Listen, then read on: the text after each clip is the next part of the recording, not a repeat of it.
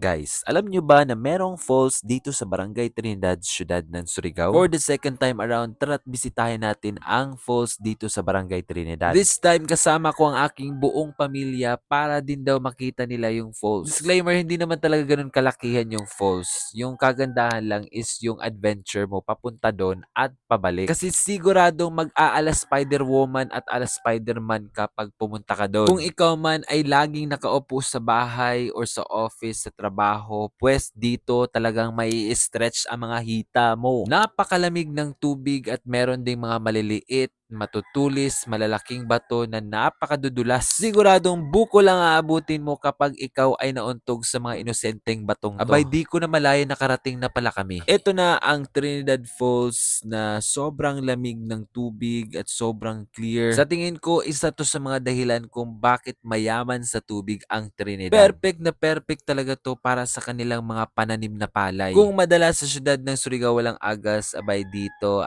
mapapasana all ka na lang talaga. At ito pala yung view natin kung andito na tayo sa pinakatuktok. So makikita mo yung bandang baba, no? Konting-konti na lang pag ikaw ay nahulog, talagang durog ang buto mo. Eto na at pauwi na kami, hindi na daw masyadong challenging. O ganun ba? Sigurado ka?